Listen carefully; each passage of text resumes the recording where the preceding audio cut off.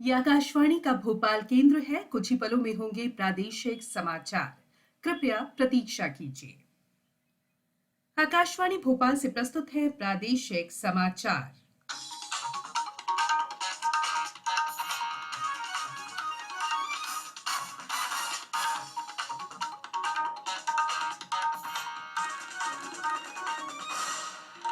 नमस्कार, समाचारों के साथ मैं संयुक्ता बैनर्जी।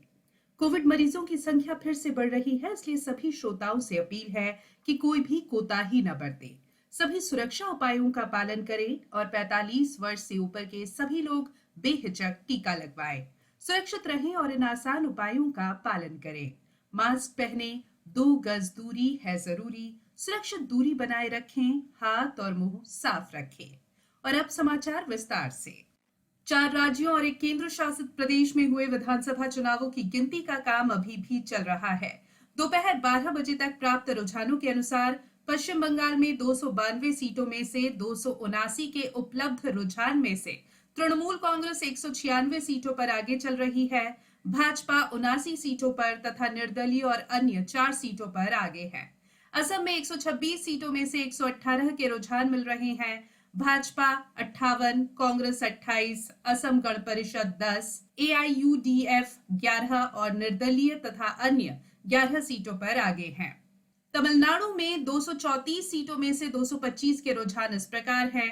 डीएमके 117, ऑल इंडिया अन्ना डीएमके 76, कांग्रेस 13 और अन्य 19 पर बढ़त बनाए हुए है।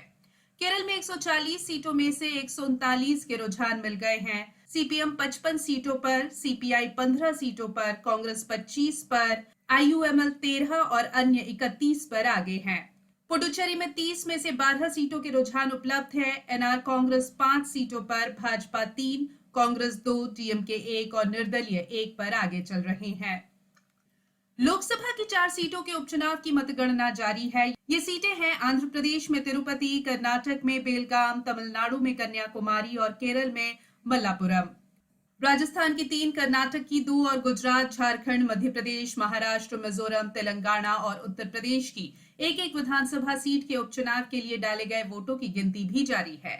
मध्य प्रदेश के दमोह उपचुनाव में कांग्रेस के अजय कुमार टंडन अपने निकटतम प्रतिद्वंदी भाजपा उम्मीदवार राहुल सिंह लोधी से लगभग 1,500 वोटों से बढ़त बनाए हुए हैं। प्रदेश में कल 14,000 से ज्यादा मरीज स्वस्थ हुए हैं और सक्रिय मामलों की संख्या 1 लाख से नीचे 88,000 पर आ गई है। प्रदेश में कल 1,23,000 नए मामले सामने आए। इंदौर में 1,832 सर्वाधिक मामले सामने आए। फिलहाल जिले में 12,278 कोरोना संक्रमित हैं, जिनमें से अधिक का इलाज घर में ही चल रहा है। भोपाल में 1,683 और ग्वालियर में 1,105 नए संक्रमित मिले हैं। मुख्यमंत्री शिवराज सिंह चौहान ने कोरोना की समीक्षा बैठक में कहा कि पिछले 24 घंटों के दौरान सक्रिय प्रकरणों में 2,000 से ज्यादा की कमी आई है। बैठक में बताया गया कि प्रदेश में कोरोना चरम पर पहुंच गया है और मामले कम होने की संभावना है। केंद्र सरकार ने कहा है कि 18 से 44 वर्ष की आयु के लोगों के 84,599 लोगों को कल कोविड का पहला टीका लगाया गया। कोविड टीकाकरण का तीसरा चरण कल से शुरू हो गया है। इस चरण में 18 से 44 वर्ष के बीच के लोगों को कोविड का टीका लगाया जाना है। प्रदेश में वैक्सीन की उपलब्धता के साथ अभियान को शुरू कर दिया जाएगा। टीके के लिए पंजीकरण प्रक्रिया 28 अप्रैल से शुरू हो गई है। आईपीएल क्रिकेट में कल रात नई दिल्ली में मुंबई इंडियंस ने चेन्नई सुपर किंग्स को 4 विकेट से हरा दिया। आज नई दिल्ली में राजस्थान रॉयल्स का सामना सनराइजर्स हैदराबाद से होगा। ये मैच दिन में 3:30 बजे से शुरू होगा। दूसरा मैच अहमदाबाद में शाम 7:30 बजे से पंजाब किंग्स और दिल्ली कैपिटल्स के बीच खेला जाएगा। अब कुछ समाचार संक्षेप में। आगरमालवा कृषि उपज मंडी में कल 3 मई से 9 मई तक अवकाश के कारण उपज नीलामी कार्य बंद रहेगा। खंडवा में कल श्रमिक दिवस के अवसर पर विधिक सेवा प्राधिकरण द्वारा श्रमिकों को उनके अधिकारों और योजनाओं की जानकारी देने के लिए ऑनलाइन संगोष्ठी आयोजित की गई। छिंदवाड़ा जिले में समर्थन मूल्य पर गेहूं उपार्जन के लिए स्थापित किए गए 120 खरीदी केंद्रों पर अब तक 20,894 कृषकों से करीब 13 लाख क्विंटल से ज्यादा की गेहूं की खरीदी की जा चुकी है। इस बुलेटिन में फिलहाल इतना ही। अंत में एक अपील, मास्क और 2 गज की दूरी, हाथ धोना भी है जरूरी। नमस्कार।